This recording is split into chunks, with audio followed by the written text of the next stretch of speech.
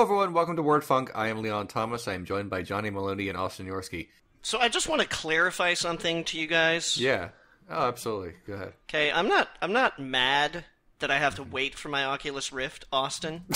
Johnny took that so personally. We slayed him on Twitter. Yeah. I'm not Johnny, I'm not angry about having to wait. I'm disappointed by having to wait, which just means I was excited about this thing and it's not coming for a little while, and that makes me sad.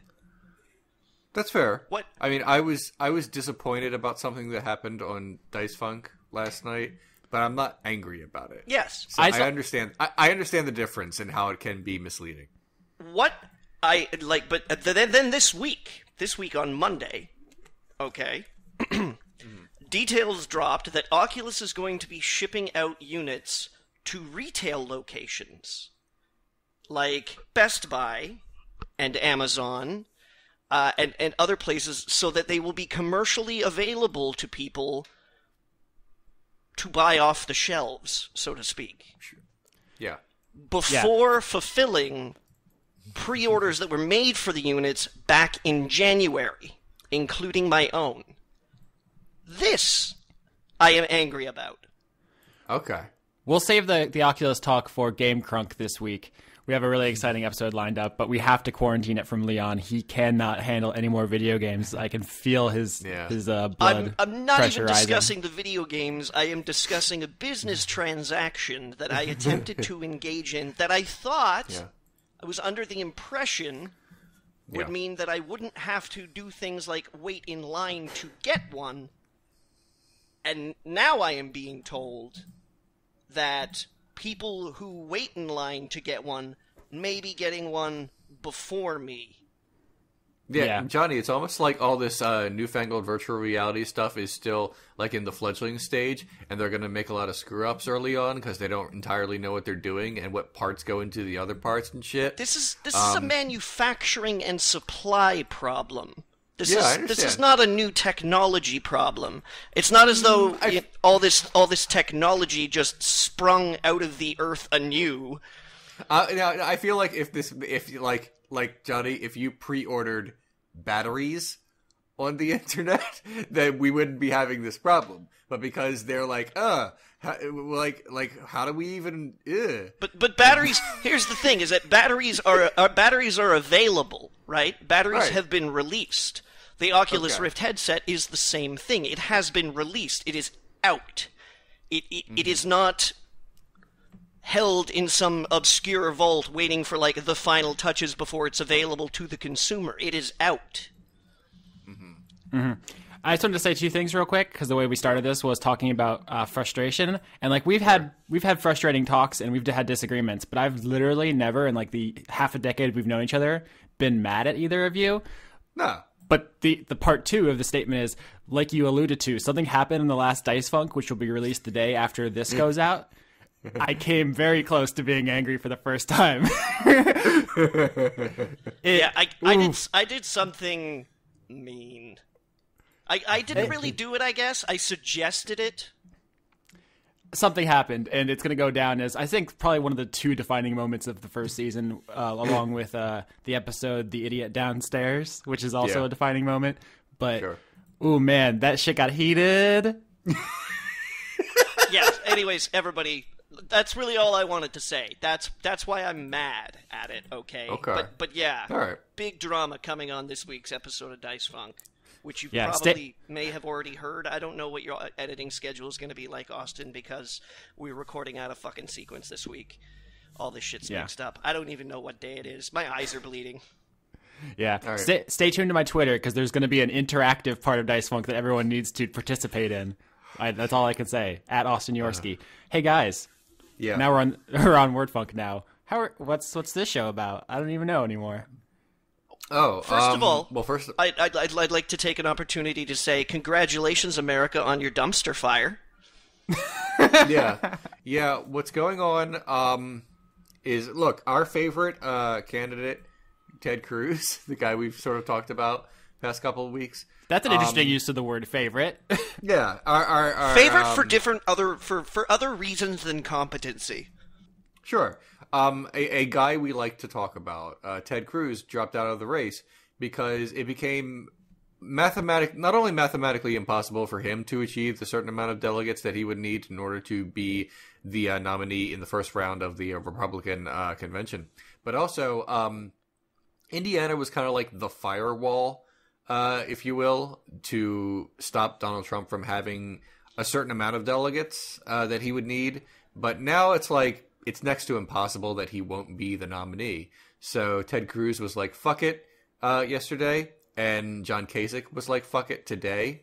So they're both out, which means there's really no like pretending anymore. Donald Trump is definitely going to be the Republican nominee. It's done. I would proffer that continuation after this point in time would be exceedingly humiliating.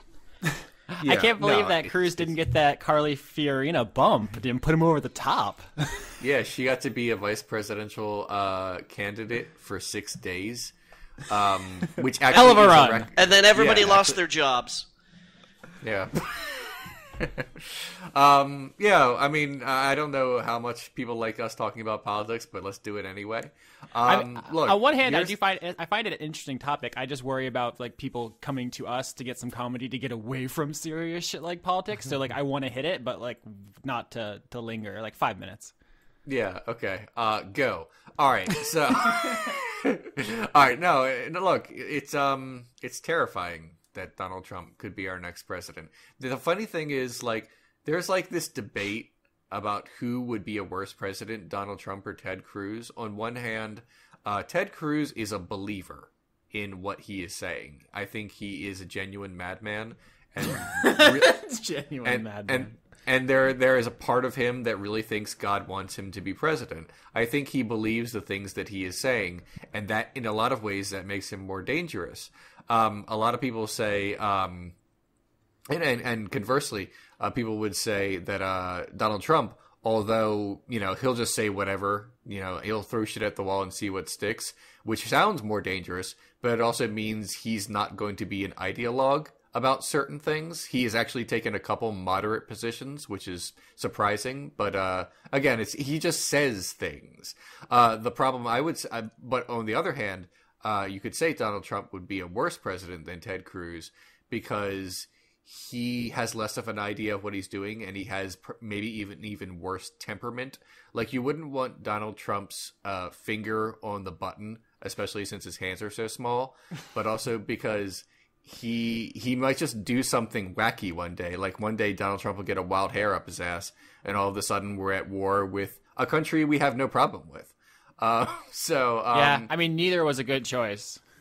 Whatever the problem, I apologize because I was going to bring my harmonica on the podcast today and play taps for any members of the Republican Party that listen. Yeah. First of all, thank you for being open-minded. Yeah, that is both surprising but welcome.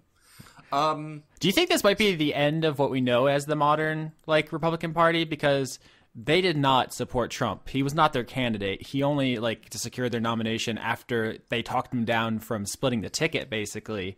And he is the explicit manifestation of the things that they had only been using as subtext, like the racism and sexism stuff. Like before it was a dog whistle. Now he just says it. And I don't know how long-term tenable that is with the increasing Hispanic population and their attempts to disenfranchise female and minority voters constantly. As far as I can tell, the lifeblood of the Republican Party right now depends on two things. One, how they behave behind a Trump campaign for presidency. And two, how well Trump does. I mean, they are kind of rallying. They're kind of rallying behind him. I saw a statement Mitch McConnell released earlier that he would support Trump because he's the party's choice, which is crazy considering the shit McConnell said about him previously. The whole thing is just so artificial when they, they're all now sucking up to him because he won, even though they before said he was a crazy person who they would never want leading them. But that's just politics.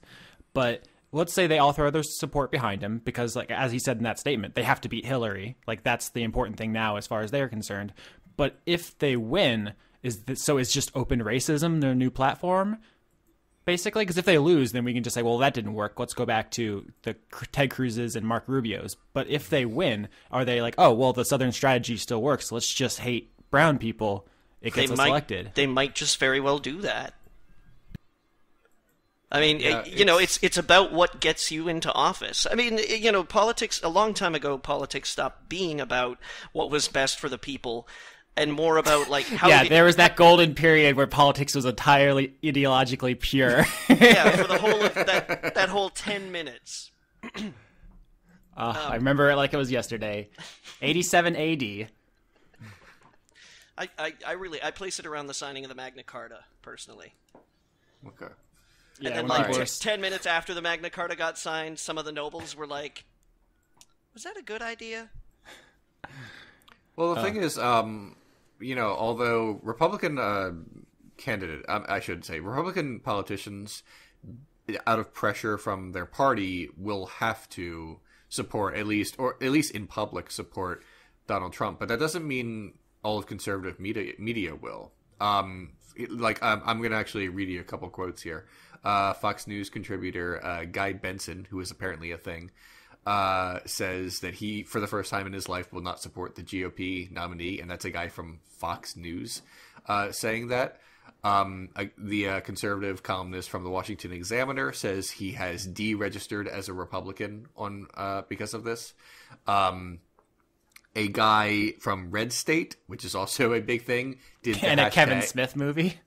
Yes, hashtagged I'm with her, saying that he will support Hillary Clinton. And there's a bunch more. I don't want to go down a big list, but the point is that a lot of people, like in major players, I guess you could say, in conservative media, are saying that they cannot support Donald Trump. I imagine that's a statistical minority, though. I think when it comes down to it, it's like sports fandom. When the day comes, like, people will line up red or blue like they always do. That's a possibility, but even if, how do I put this? In order for Trump to win, he not only has to get all the Republicans, he's got to get those independents. I mean, that's where it all lies, and that's a tough sell. But I'm still kind of scared. And he's been on TV again since then. I don't know.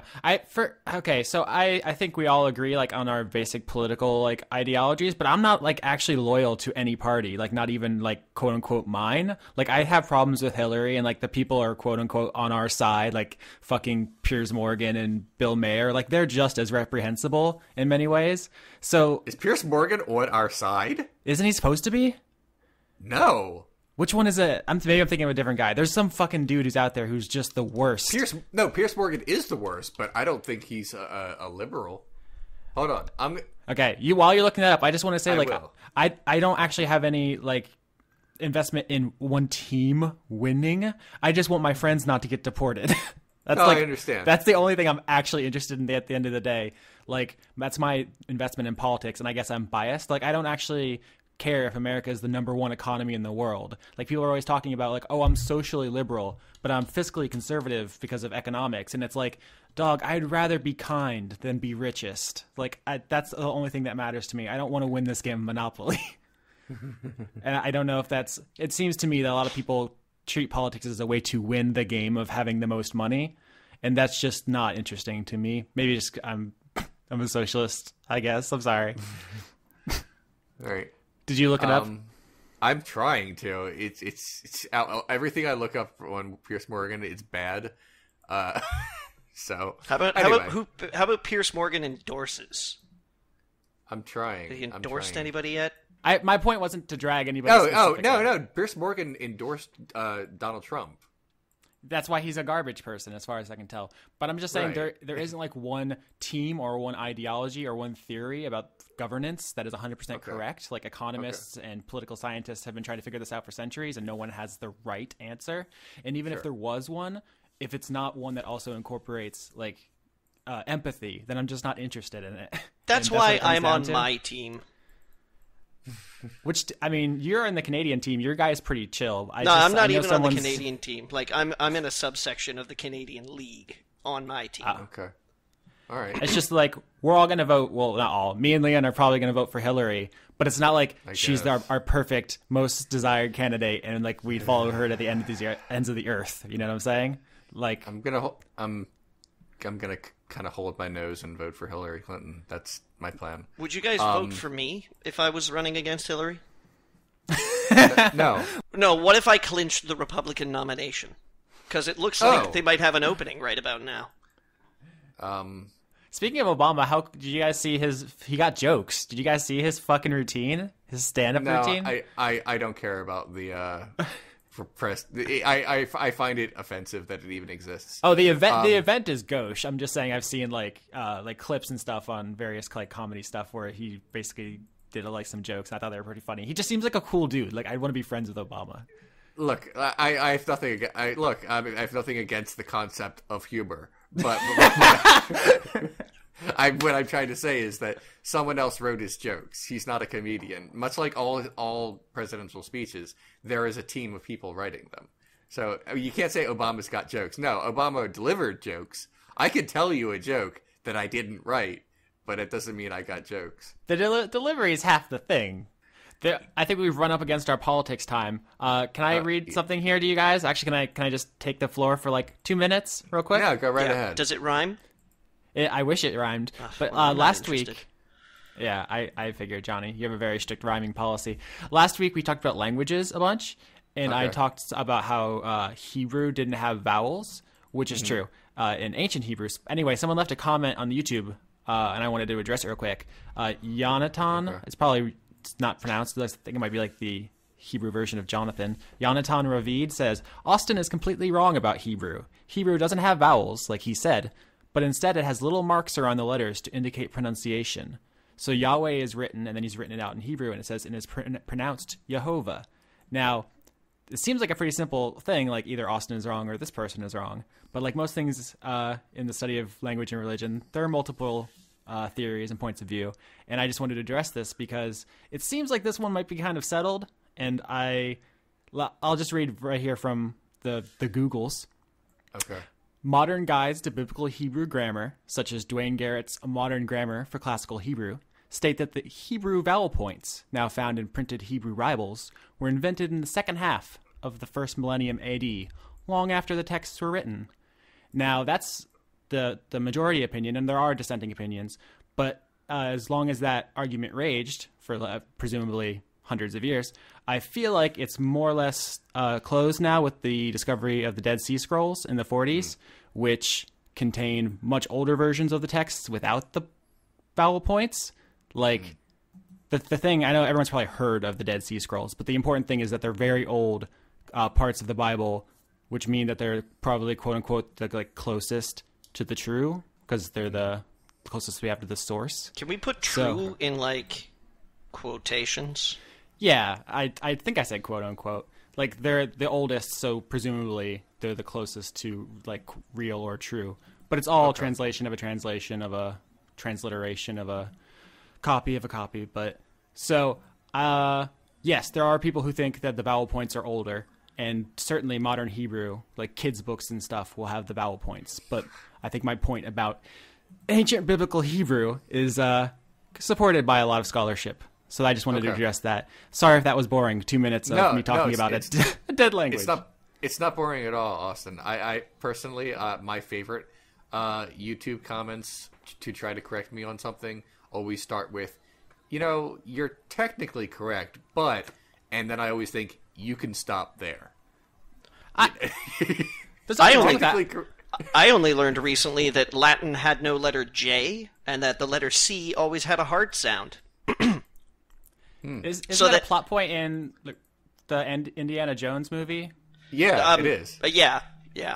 But I mean, the thing is that it was not pronounced as a J either.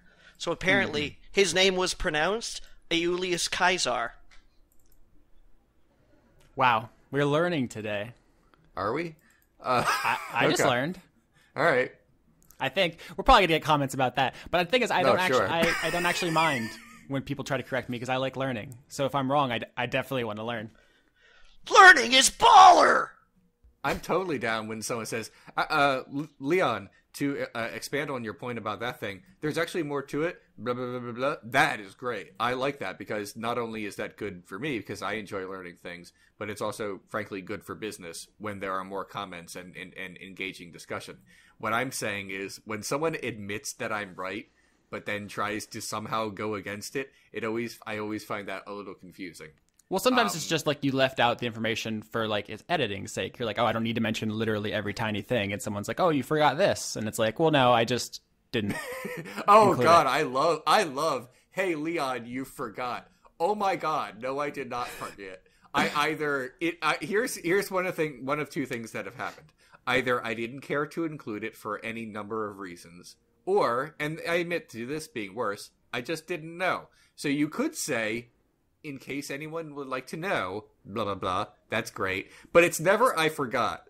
I never, like, write something into the script, and then, as I'm reading it, forget to saying it if it's, like, right in front of my eyeballs. Because that's just not a thing that I can do. Shit, I skipped 6 lines. It's physically impossible for me to do that. Because my eyes work reasonably well. So I've never forgotten to add something into an episode. I either plumb didn't know, or I purposefully left it out. There's no forgetting involved at all. So yeah. There. But I just with that comment, I assume that's like that's probably like a native speaker who like didn't know about like the ancient stuff, or maybe there's someone who like just Googled it. I'm just curious about how you get to that different knowledge, because I am not obviously a native Hebrew speaker. It's just something I studied in college, and so we came to different understandings of it, and that is also interesting to me, that two people can go through an education system and get different answers. Mm-hmm. Do you guys have the experience that, especially Leon, growing up in the American education system, that you spent a lot of your later education unlearning your earlier education? From time to time. I mean, you come across something and say, oh, well, that was bullshit what they told me in elementary school. And I understand why it is done. Because it's easier to give a child a simple, perhaps half-truth about something rather than an elaborate truth. But I also feel like the problem with that, even though it almost makes sense, is that sometimes that's where it stops. Mm-hmm. You know, like when I was, I distinctly remember watching a little video in either 3rd or 4th grade that said, Columbus was the first person to prove that the world was round, and that he discovered America. And I remember like images of this little video. I'm like, oh, that's interesting. Now later on in life, I would learn that actually it was very well known. I mean, among sailors and scholarly people that the Earth was not a big flat thing, no matter what a rapper will tell you. So that was not true at all. Also, obviously, he didn't discover America. He was a guy who found an island near continental North America, and that helped some things later on. But so anyway, the point is, sometimes people. So what I'm trying to say is, teachers give short half-truths to children and think that that's a good idea at the time, but I don't think they take into account that they might just stop paying attention once they get into high school, and they might not go to college. Thank God for the internet. I'll just say that right now. A rare sentiment these days. No, I mean, like seriously, like every bit of information is at my fingertips right now. I'm very happy about it. I mean, I live right across the street from a library, so I have a big source of information for my show and anything else I want to know. But frankly, 8 or 9 times out of 10, the information I can Google pretty well. I only have to crack a few books per episode. Mostly, it's there on the internet. If I can be honest, I have been reading a lot more of the Bible lately, but I reread the Bible passages all the time because it constantly comes up in film. I actually would like to talk about the Bible a little bit, but I don't know if Austin, you had more you wanted to say about education and how we're all dumb before we go back into that. That might just be depressing. I would love to talk about the Bible. You know me. I've actually been thinking about it recently too, but let's hear your thing first. Well, specifically, I wanted to talk about the devil, because that guy. Yeah, that guy. Well, that guy or that guys. But anyway. Oh dang! Here we go. Yeah. Look, I don't want to get into the whole Satan Lucifer thing exactly right now, but what I'm trying to say is I prefer Belphegor personally. Okay. But the thing that's curious to me about the devil after reading more or rereading more passages of the Bible recently, he doesn't do a whole lot. We kind of like build him up to be, the opposite of God, because he is often referred to as the enemy of God, which I guess is true, but he doesn't do a whole lot. People will say, "Oh, but he was the snake." And it's like, well, I mean, they kind of retconned that a little. Yeah, that's rabbinic like tradition. It's not in the book. Yeah, it's something that people. It's basically a fan theory, if I can be honest. It's headcanon. He is referred to as both a great dragon and serpent in Revelation, which is true. But that's like super later, and that doesn't necessarily mean he was also the snake. So I feel like that's iffy. I feel like the idea that the devil was also the snake is the way I think about novels in the Star Trek universe. They're not really canon. They're just kind of cool. He shows up in Job, obviously, because he talks to God. But the devil isn't the one who puts Job's life through the ringer. God totally does that. He shows up. He's mentioned mentioned more than he has like lines in the Bible. When he shows up like in physical form, he like tempts Jesus. Which is totally, he shows up and says, "Hey, make this, how about some bread?" Which in and of itself does not sound sinister. Recognize the devil in the Bible like you recognize named actors appearing on crime procedural dramas as suspects. You're like, I know that guy. Well, he obviously did it.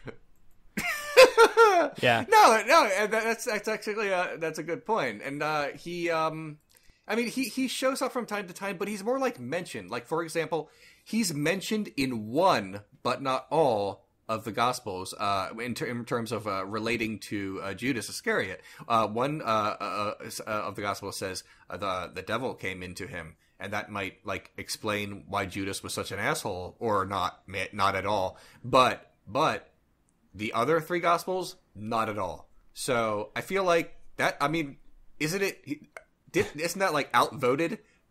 If like 3 out of 4 of the Gospels say no, man, isn't the other one the outlier?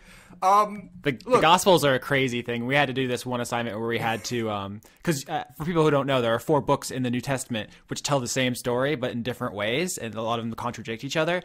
It's a total Rashomon. It's basically impossible to reconcile literally. So a lot of it you have to either like say it's like, oh, it's unreliable narrator, or some of it's symbolic, or what, there's different ways to get around it. But what we did is we went through like the original text, and like there are these theories that they're different sources basically, and that certain authors have copied each other. You have to treat it like archaeology, because as a truth, as like the word of God, it's impossible to reconcile. Those 4 texts are just crazy. So yeah, if I was like speaking as like a priest or something, I would say like, oh, the devil came into him is symbolic for like, oh, his greed, or his, there's like, that's not literally a thing that happened there, because it didn't happen in the other 3. I mean, the nastiest thing that the devil does in the Bible that I could find after rereading bits and pieces recently is, I guess, in Revelation, which isn't even canon in some sects. The Revelation is a fucking fever dream that's supposed to be symbolic of like some political shit from the time. It's a fanfic. Yeah, but here's the thing. Even if like Revelation is like super canon, he hasn't done it yet. I mean, are we judging the devil on stuff that he might do in the future? Are we precogging this? Come on, guys. Everybody knows the devil's just a Mary Sue. Revelation is very specifically about like Rome and their Jewish population, and the beast from the sea and stuff is like certain historical figures, and like Nero, the emperor and stuff, is 666. Like all of that has been puzzled out. If you're waiting for Revelation to literally happen, then you probably need to talk to your pastor. Okay, so what we're trying to say is that the Bible was not written by Philip K. Dick. No, that would have been an interesting. I think their people would have been on drugs a lot more. That would have been a way better Bible. I'm just throwing that out there. The Bible's pretty. Oh, I'm sorry, go ahead. I mean, I don't know much about King James, but I can tell you he doesn't really know how to write or adapt a book. Okay, well, I'll have to say, the Bible's pretty boss in the sense that I read it from cover to cover twice. And I have to reread bits and pieces of it, as well as other religious texts and all kinds of other things, because it keeps showing up in film, and that's my job. But the weird thing about the Bible is I can keep rereading different parts, and not discovering is not the right word, but oh, was that a thing? Because there's just so much in there, and it's interpreted in so many different ways. So I don't know. It's a really cool book, or series of books. Personally, I very much enjoy reading it. But if you're trying to base a belief system off it, it's very difficult. One of the things I specifically wanted to talk about was with Trump, because you understand that he has a huge evangelical Christian base. He's very beloved by a certain subset of Christians. And I was reading some polling data that people were describing the characteristics of him that appealed so much. So some people would say his strength or his leadership or something. One thing that came up particularly with evangelical Christians was ruthlessness.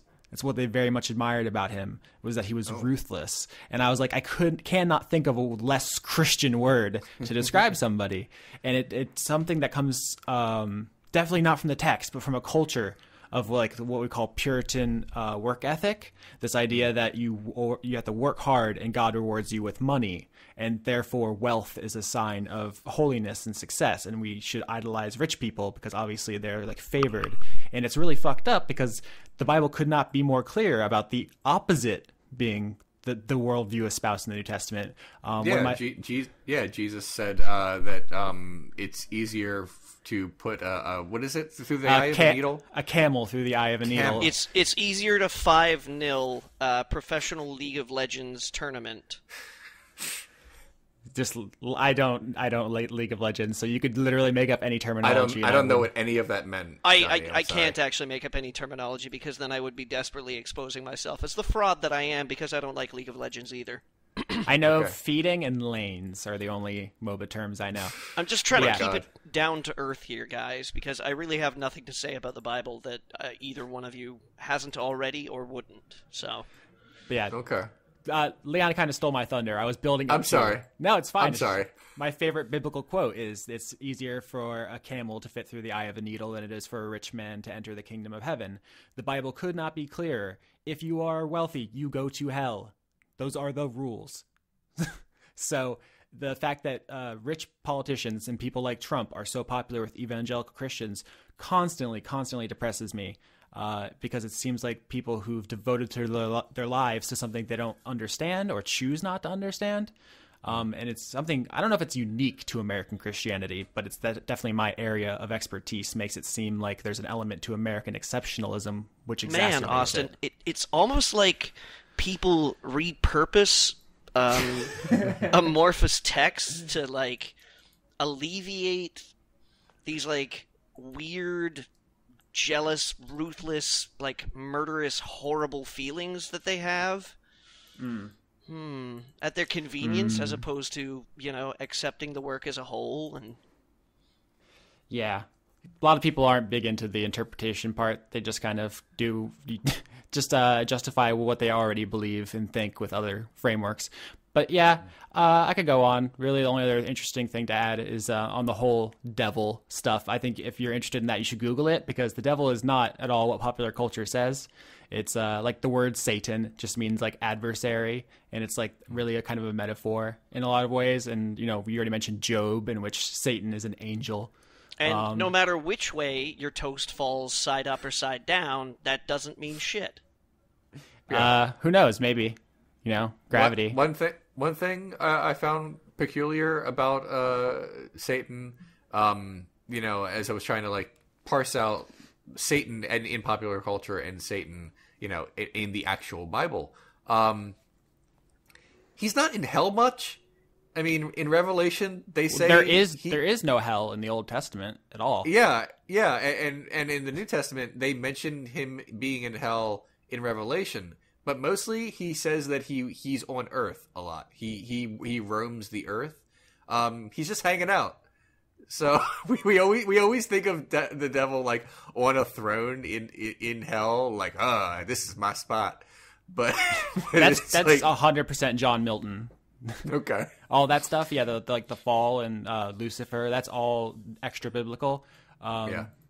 I think the devil, like capital D devil, gets as much screen time as like Legion or Belphegor or Beelzebub, or there's like a bunch of like demonic forces in the New Testament, and none of them is supposed to be like the Megatron to God's Optimus Prime.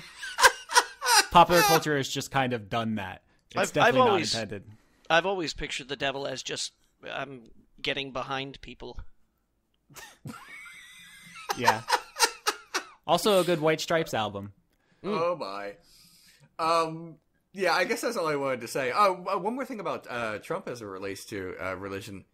It's kind of confusing that for another reason that he's popular with the evangelicals, because he doesn't talk about God very much. I mean, it's not. Didn't it's not you like hear? The Bible is the second best book he's ever read.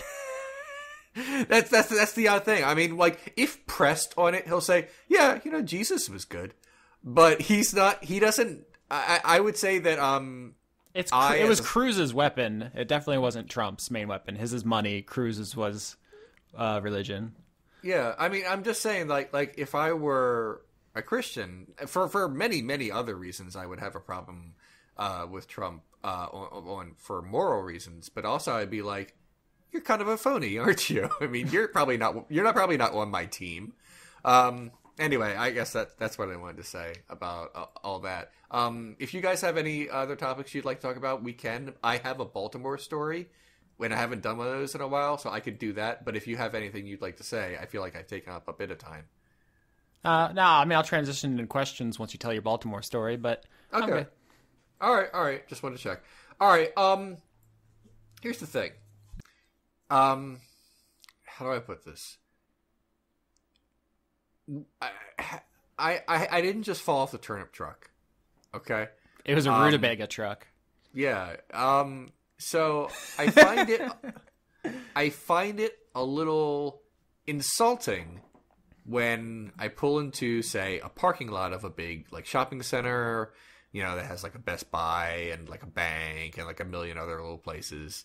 One of those like sort of not malls but huge shopping center kind of plazas. And so like a mall. No, not like a mall. Like just you don't go inside it and find small. Oh, so not stores. An indoor mall, like a classic mall, like Pall Mall. Oh my god. So the point is, when I pull into a parking lot and a dark truck doesn't even park next to me, but like sort of like sidles up a little bit and doesn't really stop, and someone pokes their head out the window and says, "Hey, you want to buy a home theater system?" I'm not dumb. I know that that's stolen. Or if not, this is not reputable. Even if you totally bought that and you have the receipt, I don't know you, man. It's weird. Especially since, like, the same stuff is, like, right in the store near me. I mean, I guess that's the idea. Someone is pulling up near, like, a Best Buy, because they want a new TV. And then some other guy rolls up in a dark vehicle and pokes their head out and says, "Hey, you want a home theater system?" It's like, dude, no. You're either up to no good or I can't possibly trust you. But here's the thing. This has happened to me several different times, so I have to assume someone is buying.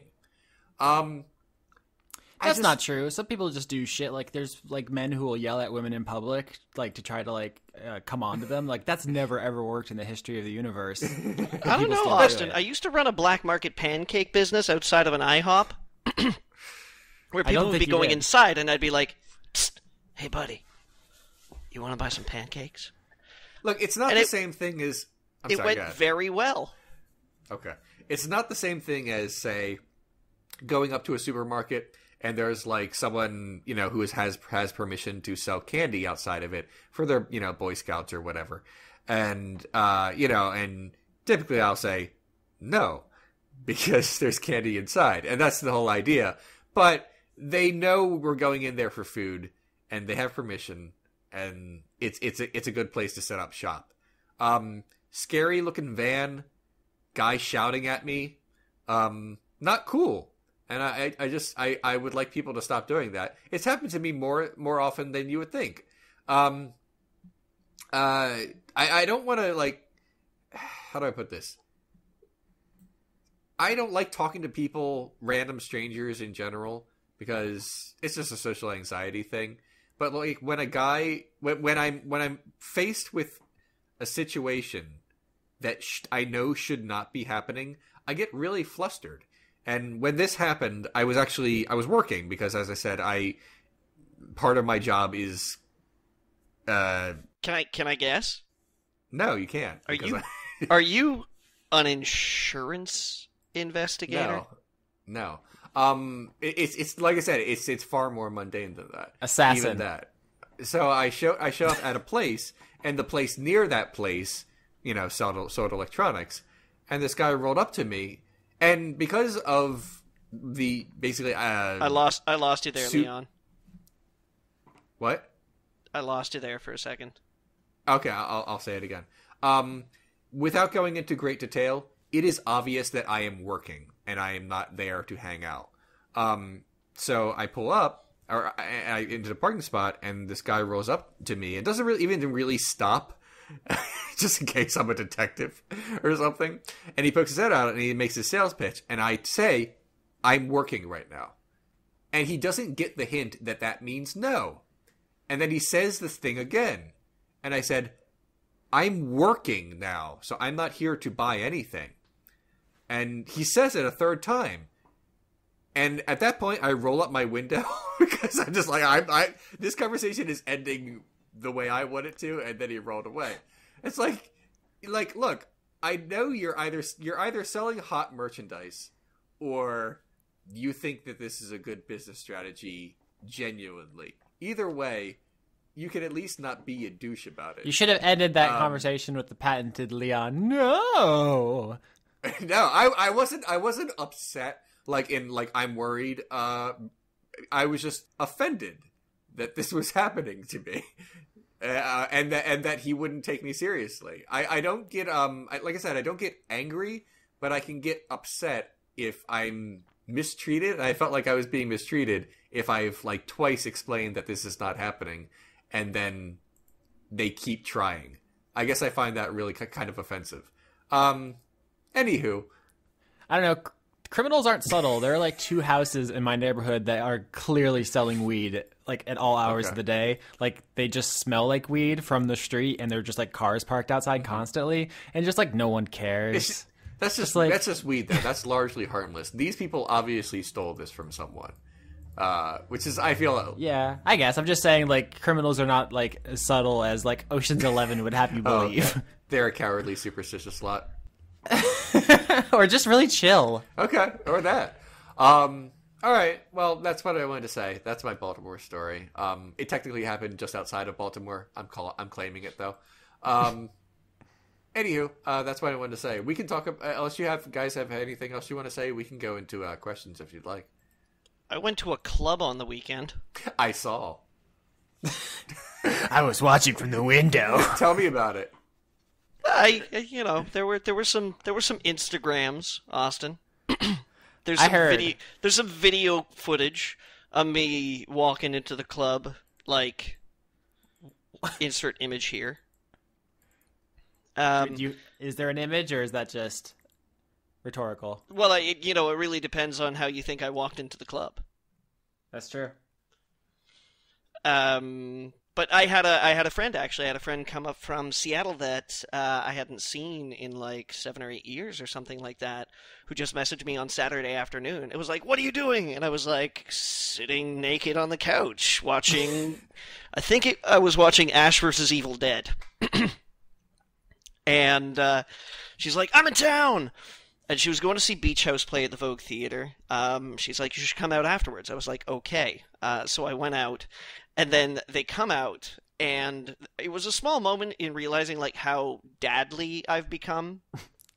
You're daddy as fuck. No, I just mean in the sense that like, you know, how much I've become routines.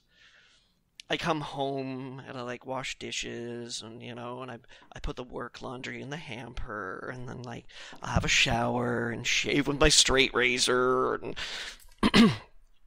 and then yeah, she, you know, so she gets out and she was like, "Okay, so fuck, I want to go somewhere for 80s night or goth night." And I was like,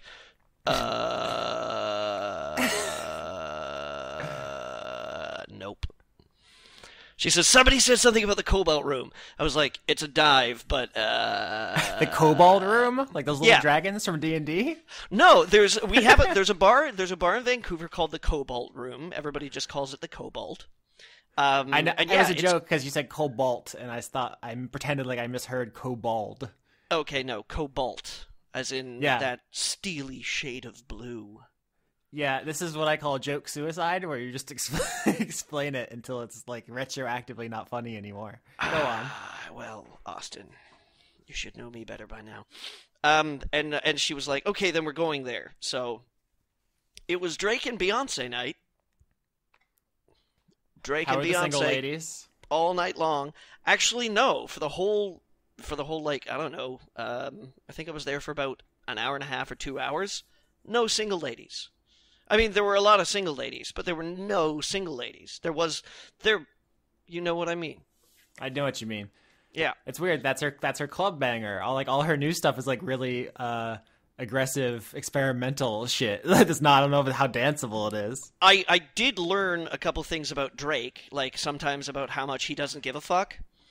I mean, he says he doesn't give a fuck, but he's very, very interested in who you were sleeping with. That's not him. Yeah. You know, that's true. I also, he was really amazed. He started from the bottom, and now he was at the Cobalt. I mean, not at the Cobalt, but that his music was playing at the Cobalt. The bottom being middle-class Canadian suburbia, but okay. Yeah, I mean, you know, like that's, his amazement was still palpable. There's nothing really funny about the story, which is the thing. I was just like, I was out of my element and just kind of like not really sure what the hell was going on. I think everybody could tell that I was out of my element. Party people are like a different species. I don't know how to interact with people whose idea of fun is to drink in a room full of loud music. Like, that's a nightmare to me. And I've tried hanging out with those people, and we're just not compatible socially, which is fine. You know, like I was immensely disinterested by the whole thing. Yeah, I've noticed, like, because I've been in like cool people parties and stuff, and it's like what they talk about is like each other. Basically, it's like, "Oh man, I was so drunk the other day. Oh, did you see what Becky did with her hair?" Like, it's just like, I don't want to say more self-absorbed than our conversations, because obviously we talk about our feelings on everything. This is an autobiographical bullshit show, but it's just like I'm much more interested in like the way that interacts with other things, if that makes any sense. Like, because we're talking about like religion or politics or art, and the holistic picture. I just can't get into conversations about just other people's like bodily existence, like who's sleeping with who's on what drugs, like that stuff. It just feels so like ephemeral and temporary, and it's just like, it's not for me. But if it's fulfilling for you, that's, you know, it's fine, it's whatever. I'm fascinated by some people's definition of fun. It was a weirdly, like, I kind of felt like an anthropologist. just in the sense that, you know, it's not somewhere that I usually am, and this is not a group of people that I usually interact with. You know, these are not activities that I get up to. And so Yeah. it was sort of like my interaction with this environment was looking around and going, wow, really? Yeah, it's the wallflower thing where you just stand to the side and watch, and it seems like everyone's having so much fun. But then you talk to those people, because I've had friends who are like those kind of people, and it seems like they're actually miserable. Like it's not that they're faking it, but it's like they're always like, oh man, like I feel so shitty for my drinking last night, or for I regret this thing I did, or like I don't know how much of it is like genuine enjoyment. Maybe it is in the moment. But it seems like it's not something that's like fulfilling long term. I don't know. It's just my observations on that.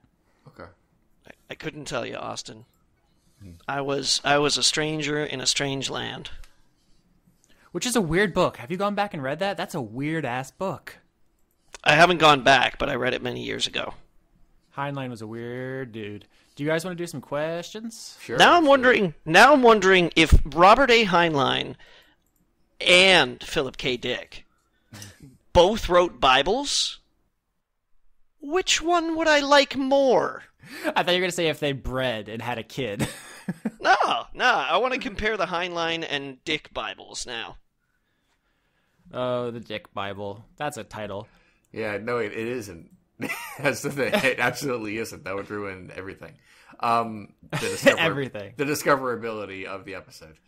I have the most important question.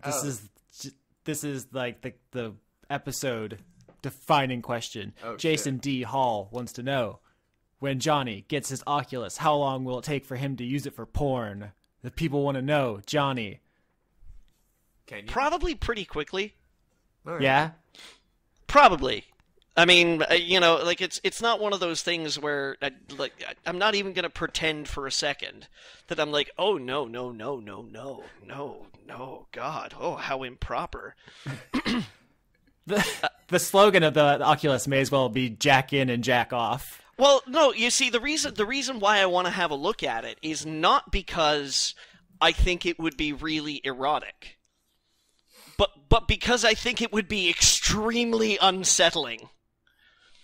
Like, in a year's time, people could be like, so Johnny, you've had the Oculus Rift for a whole year. What are your favorite games of each genre? And I'd be like, these are my favorite dungeon crawlers. These are my favorite flight and other simulation games.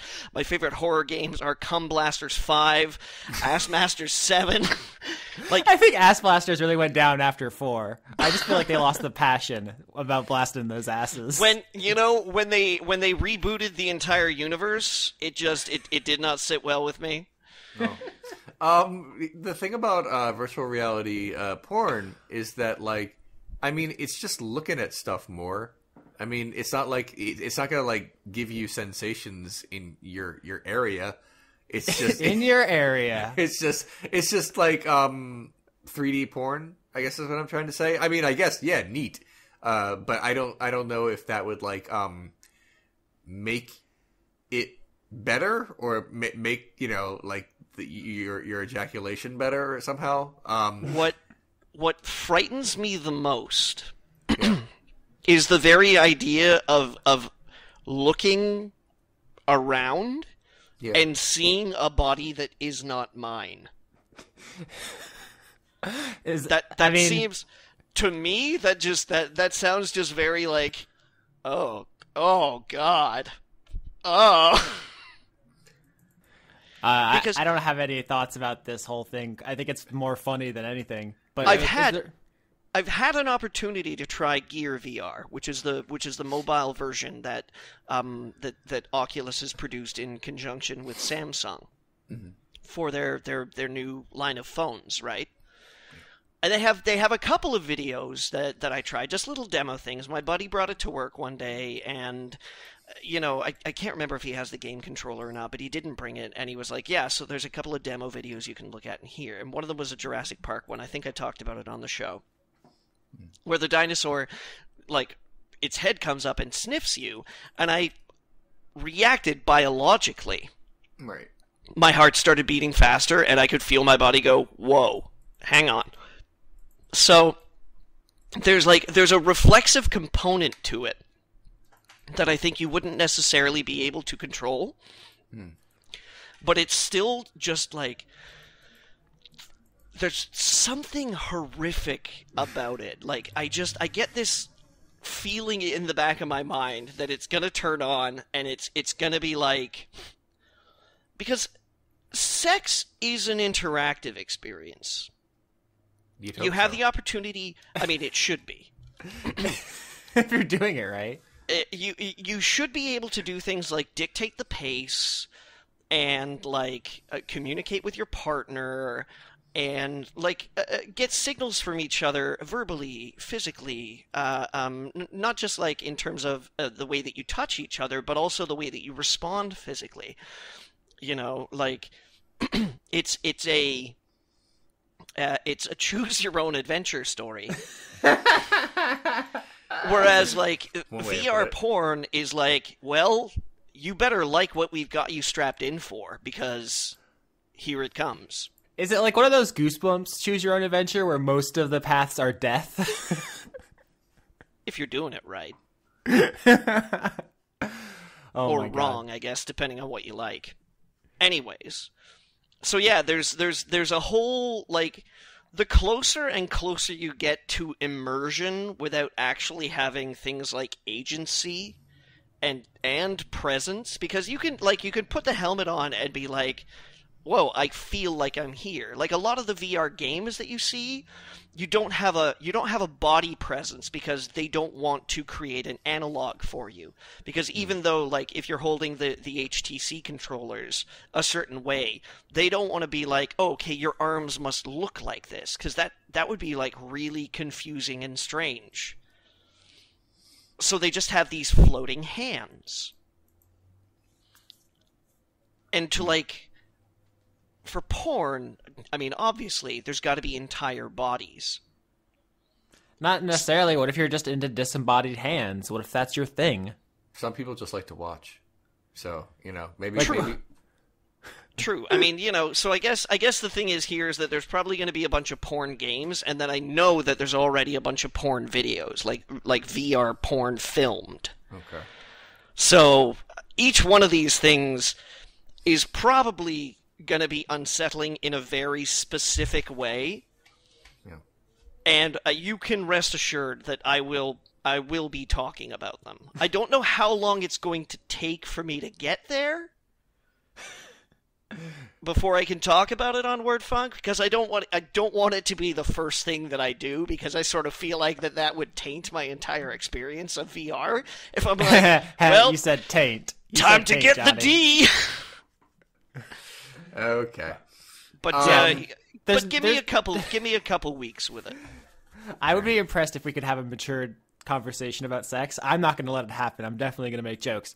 But it occurred to me while Johnny was talking that there might be application for, like, people with disabilities, which might be interesting, because for most people, if it's as immersive and quote unquote realistic as can be, you might as well just have sex. Like, there's no point in doing VR when you could just do the thing. But for some people, that isn't an option.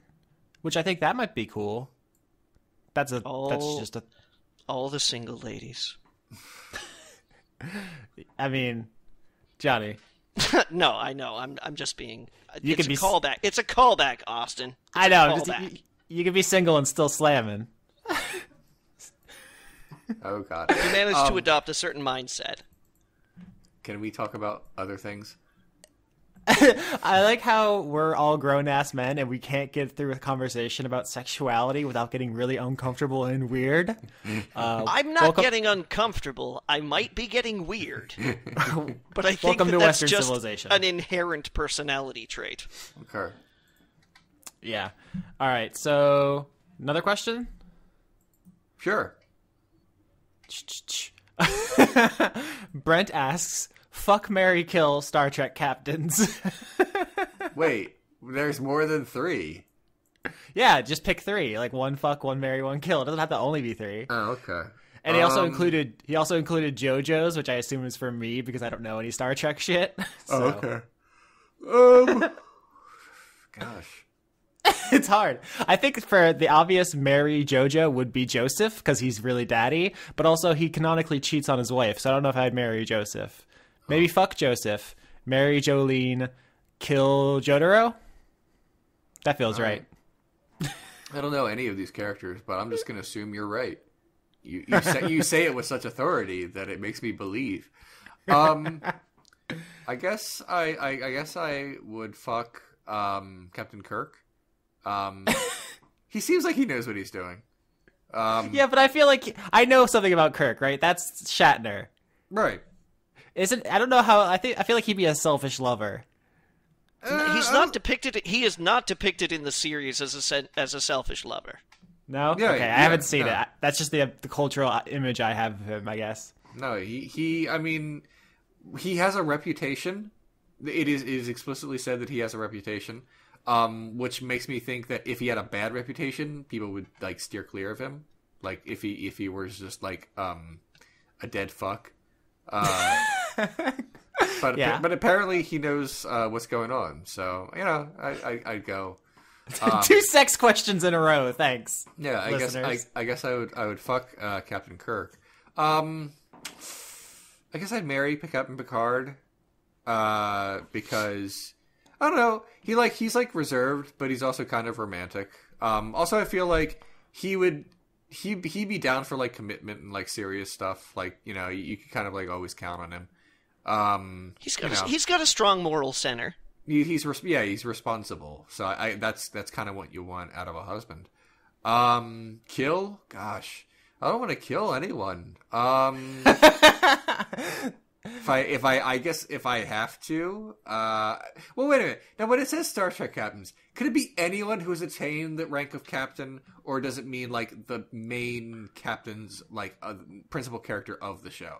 Because like Spock was what became a captain at some point, for example. He just wasn't the captain of the show. I think the spirit of the question indicates the leads in the shows or the movies. Yeah, that's fair. Okay, it's not specified, if you want to take a go at Chris Pine, but he's Kirk. You can't double Kirk. You can't double Kirk. But he's a different Kirk. He's a Kirk from an alternate universe. That's fair, but no. I don't want to kill any version of Kirk, because then my fuck buddy, Captain Kirk, might learn about it. It's like, why are you killing my young double? Oh shit!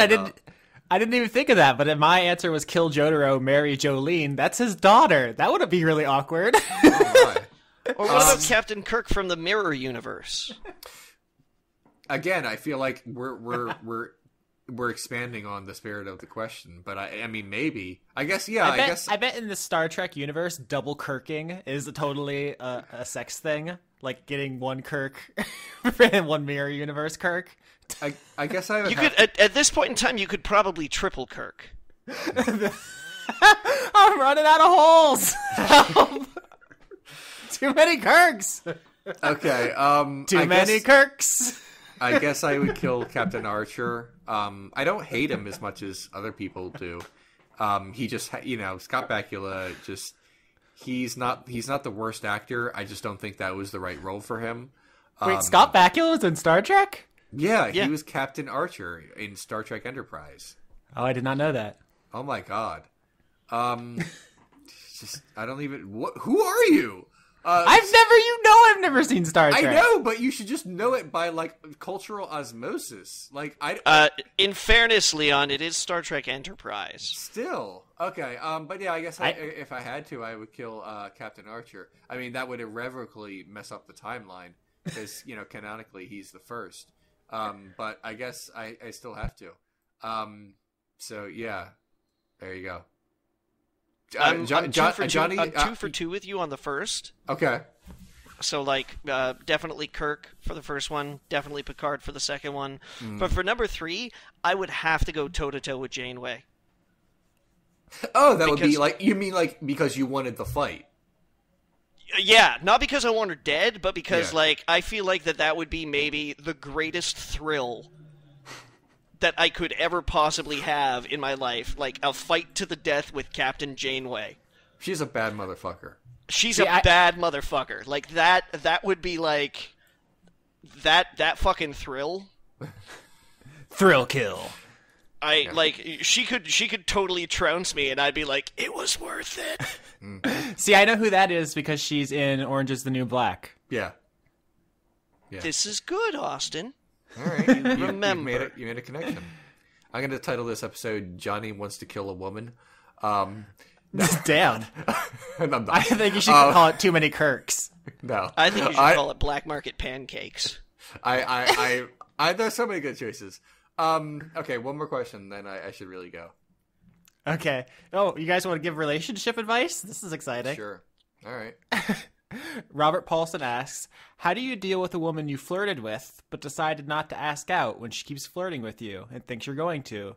Am I going to have to break up with her even though I never asked her out? This is a great question for a group of people, 2 of whom have become single recently. So we're really good at relationships. All right, first of all, it wasn't recently. Speak for yourself, Austin. I've been single for almost a year. So, cool. which might be worse.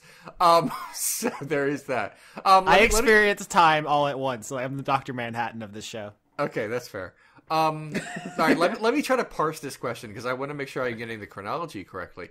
So this the question asker was flirting with a woman and then changed his mind, and then the woman started flirting with him, but he doesn't know how to tell her, actually, I don't want to flirt with you or be with you.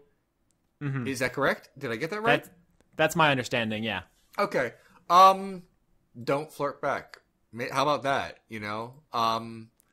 Just let it slowly fizzle out. If she directly asks you out, then you can say no. I just enjoy your company as a friend. So maintain the status quo and draw it out. No, yeah, no, good job. No, I'm not saying that. I'm saying if she says, I don't know what. Look, I don't know what people say when they flirt with each other, but let's say she says something sexually suggestive. Shall we role play? No. All right, Liam. No. I'll be the girl. Okay. No. Let me answer this goddamn question. If she says something sexually suggestive, don't be like, oh, yeah, and then hope it eventually goes away. Don't say anything that might encourage her, I guess. I mean, you could like stand, put your foot down and say, I'm sorry if I gave you the impression that I might be interested in you. But that's the boring adult response. That's the mature, reasonable thing to do. Boring. But here's the thing: that could end really terribly because she might think you were messing with her. She might think, she might not be only flirting with you jokingly. Like sometimes, like I flirt with Johnny all the time, but I'm not trying to date him and take him away from his girlfriend.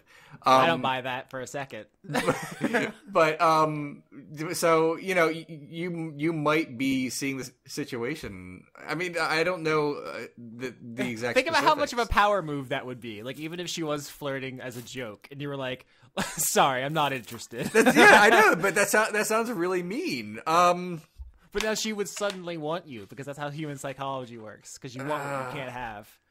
Look. Now, here's my advice. Have sex with her boss on her desk while she's there. Establish dominance. Don't break eye contact with her while you're thrusting. Then she'll know what the fuck's up. No. If you came to us with serious advice, I pity you.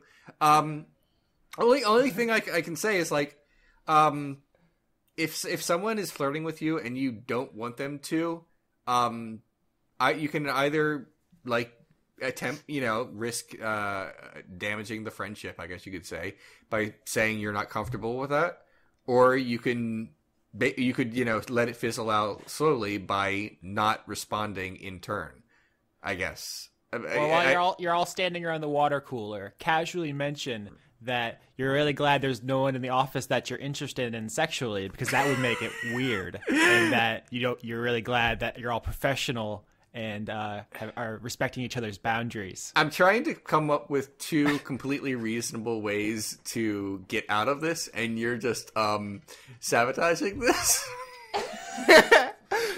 Or at a meeting, if your boss is like, I'm going to need those reports by Tuesday, and you can be like, well, I can get them to you on Wednesday. I have to go get my genitals removed on Tuesday, so that's no good for me.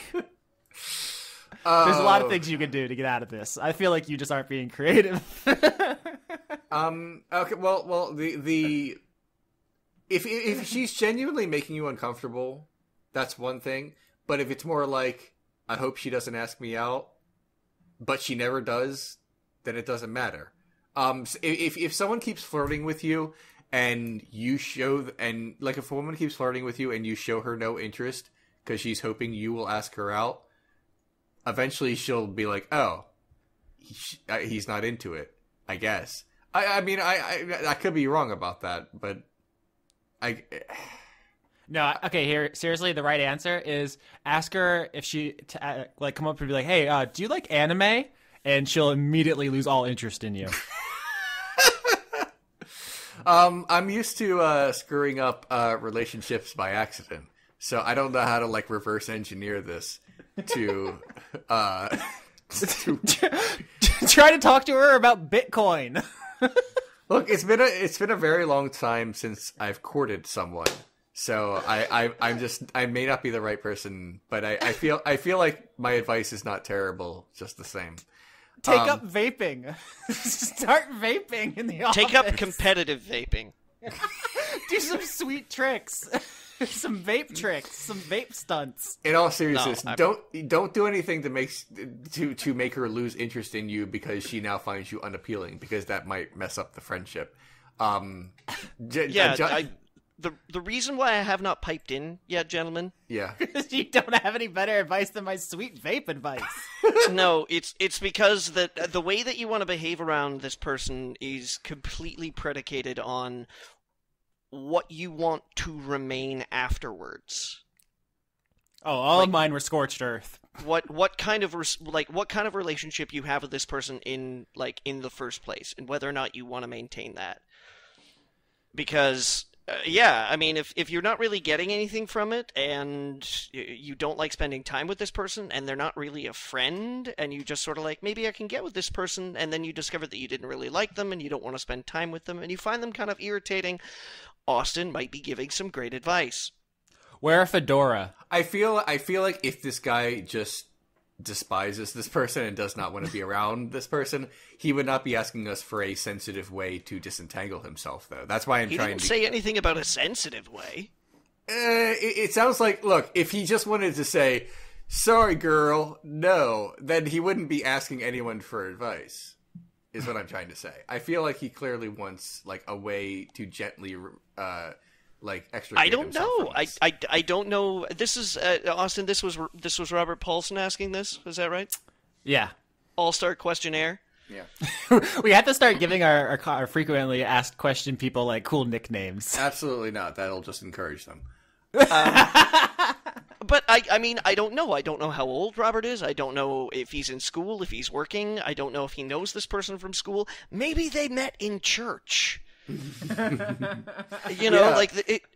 not like there's a whole bunch of social add-ons and addendums that kind of plug into these situations that inform the way you should behave. Sweet vape tricks during church.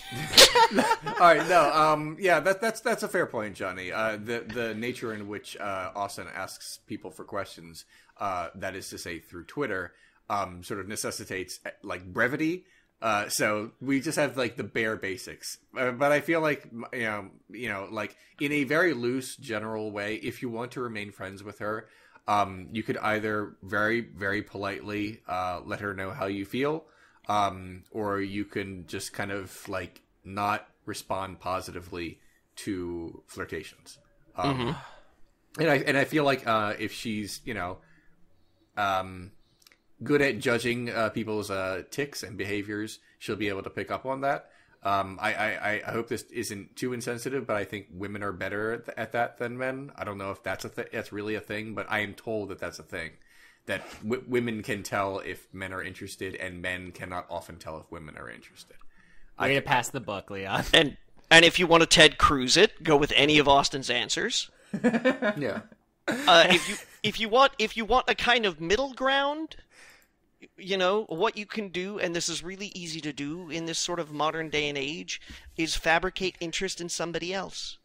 Fuck, these are all terrible advice. Okay, No, first of all, not somebody that she knows. You can't be like, actually, I really think your sister's hot. But it's like it's really easy to tell a story about that you went on a bad blind date recently. oh man, I'm so tired. I was out late last night with your best friend, and man, I fucked the shit out of her. It was the best. Like, what are you talking about, Johnny? I'm talking about simply laying down a statement, if you have a talk with this person, of where you are actively interested in getting involved with other people. First of all, I just want to point out Ted Cruzing it as a verb would be to shoot her in a parked car. That would solve your problem. I do think it's a bit extreme. I think you should just do fucking sweet vape tricks. We need another question because I'm not ending on that. One more and then let's get out of here. I think every week I'm going to call him Robert Lady Killer Paulson from now on. That's your sweet nickname. Write in with good questions and you'll earn a nickname. It's like achievement points. That whole last 15 minutes might go. I'm just I will quit this show. I just tell you that right now. I feel like we may have like ruined someone's life if they actually do anything that we said. Leon, we gave a breadth of answers, and I didn't really get to deliberate on mine. But I'm just saying it's really easy to say that you created an e-site dating profile, and it just like it's you've got a date the next night. It didn't really pan out. I don't know if I'm gonna continue with it. I'm not sure I'm ready for this. First of all, it's possible it's entirely rhetorical question. Second of all, no one will ever take our advice seriously. Third of all, why are all your guys' suggestions lies? No, mine aren't. Mine was to either, very sincerely but politely get out of it, or just, do what you feel, and that is not respond positively to her advances. I feel like those are completely sincere. And mine is moral flexibility because I felt like we needed a touchstone between the two of you. That's fair. That's fair too. I mean, there's a such thing as like a little white lie. I understand that. I'm just super uncomfortable being dishonest to the point that it bothers my Catholic guilt, as we mentioned in the Lost episode. So that didn't come to mind. I forgot the dreaded Catholic guilt conversation. Yeah. Anyway. God, we'll never see the likes of that kind of talk again on this show. No, never. Okay, one more question, then let's please leave. Please get me out of here. Don't you dare cut that. That was gold. All right. Jade, who also is gonna need a cool nickname soon, asks, opinions on headcanon, improving fiction, or just self-deception? What do you guys think about having an opinion about artwork in your brain that isn't supported, and you just think it's better than what the author did? It's mostly harmless. That's kind of how I feel about it. So long as it's like what I've told my audience from time to time in recent videos, where I've sort of recanted some of my earlier joking, let's say tongue-in-cheek episodes. It's okay to have like headcanon and fan theories and stuff that is not supported by the text, just so long as you don't try to how do I put this, argue it as either authorial intention or as legitimate, let's say, as something that is supported by the text. Like if you were writing an essay about a book for class, you can't say like Moby Dick is actually an alien. Right. You could write, but there's nothing wrong with, say, a thought experiment, let's say, to describe why Moby Dick might be more than he might seem, based on like some like vague idea in the book, which is different. Or you just think it would be cool. Right. Like I did a thought, every once in a while someone will comment on the Where is Earth in the Star Wars universe episode of Renegade Cut that I did a very long time ago. And I wouldn't say I regret it, but I feel like some people who have watched my last couple years of, serious analysis and then watched some of my old stuff and not saw that in order, maybe like, oh, he must really mean this. It's like, no. The point of the episode was that it's a thought experiment. That it's just a harmless brain exercise about a fictional universe that I find interesting. Earth does not exist in the Star Wars universe because it hasn't been explicitly shown in what is now considered canon, which is very, very little. And that's all there is to it. It's just it was just fun. So if your headcanon is just fun, there's nothing wrong with that. A friend of mine has sort of like taken up the mantle of doing movie and television related fan theory videos, and they're pretty cool. So there's nothing wrong with that, but don't mistake your stuff for canon is what I'm trying to say. Because when it's time to, I was thinking about this earlier today about Star Trek. There's a reason why some things are considered canon and some things are considered non-canon, and it has everything to do with discussing the work. Like if I said, if someone else said, Esri Dax is a very limited character. She only got one season of the show. They didn't explore her very well. She was brought in at the last minute, and I just don't think the character evolved very well. And that would be reasonable. And then someone who read the novels about her that take place after the series would say, no, she really came into her own. And then it creates this conflict because, like, well, no, because that doesn't count. And then so we have to understand what it counts as canon and non-canon purely for discussing the work. And so long as headcanon people know it's headcanon, I don't see the harm. Yeah, I think I've softened on this because I come from like a literature academia thing where it's like very important to have supporting evidence, and I've written a lot of like scholarly papers about books and stuff, and I used to be kind of a dick about it, but especially with doing Dice Funk and seeing all the really cool fan shit people do, like, I don't know, it's harmless and it's just like, it's fun. It's just fun to engage with art as like fans of shit. And I don't want to discourage that. It's like, as long as we all like have a strong grip on reality, that's fine. As long as you can differentiate, knock yourself out. One of my favorite aspects of the concept of fan theories and headcanon is that it encourages a certain amount of creativity with things that are at least semi-established. You know, like one of my favorite pieces of advice about becoming a better writer is actually trying to ape the style of other writers that you admire. I mean, you know, don't be like, okay, I'm gonna write a short story like Philip K. Dick would. In the beginning, there were computer chips. But then try and publish it as something that you came up with on your own. But it fosters a creativity. It fosters an interesting, active thinking about art, that it could go anywhere, that characters might do things, that this might mean something, and you can take with you, after engaging in a lot of these things, that knowledge that, yeah, I mean, your fictional universes are fungible. They're changeable. They are altered. You can dip in and go, this, you know what? That's not really suiting my purposes anymore. I'm gonna take that out. I'm gonna replace it with this thing. They're not oiled machines where if you take out one component, suddenly none of it works.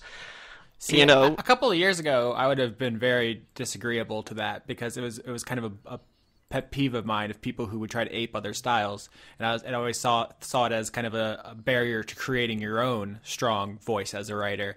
But I mean, I don't actually know from like a pedagogical standpoint if that is any impediment to that, or if people like learn to create their own voice from studying others. I just don't know like neurologically how that works out. But I'm not as much of a dick about that kind of thing as I used to be. No, I mean, I still want to encourage people to find their own voices and make their own things, you know, but what I'm saying is that you don't have to be married to stuff. Like, you don't have to say, well, you know, I kind of want to write something like, or I kind of want to draw something like, or I kind of want to film something like, and then be absolutely beholden to that. When you consider other people's works and say, hey, you know, wouldn't it really be neat if Moby Dick was an alien? Then we can go into things that we are dealing with and say, you know, wouldn't it be cool if this character was actually representative of this other character's conscience. And then, you don't have to, like, make that, a scene in the book where it's like, I'm actually your conscience, Dave. But you can play with it. You can play with that character having that role. You can play with those symbols, those ideas. Like, mess with your universe and, like, take pieces out and plug pieces in and really find what works for you. Okay. It should also be noted, just about, aping someone's style, I should say. Everything that you are doing creatively is built upon a foundation that came before you. Nobody's work exists in a complete vacuum. That's just not possible.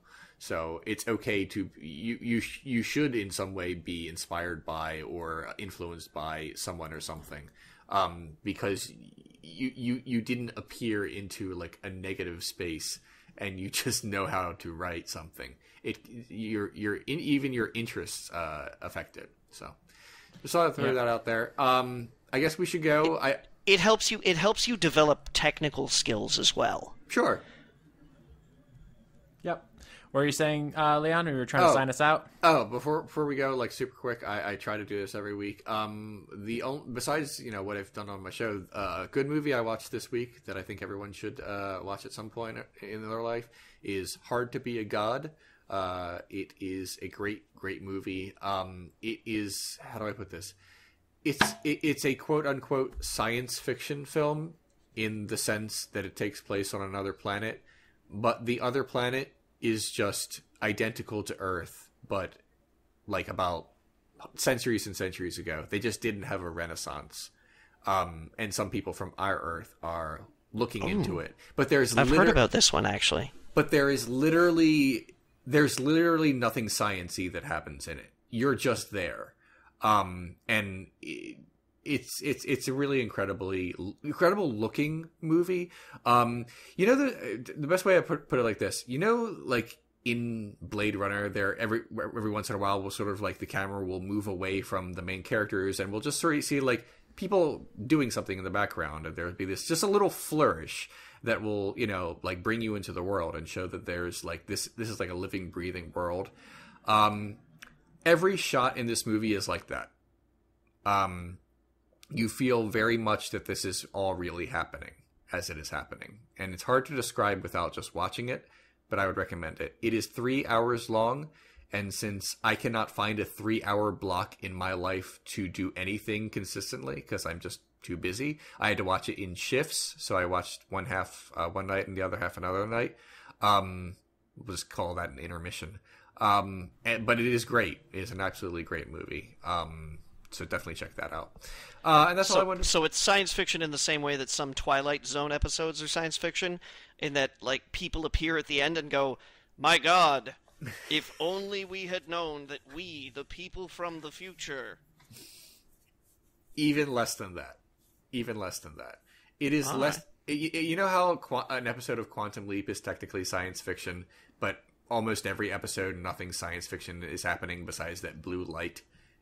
Starring Star Trek Scott Bakula? Yeah, it's even less. I'm saying it's even less science fiction than that.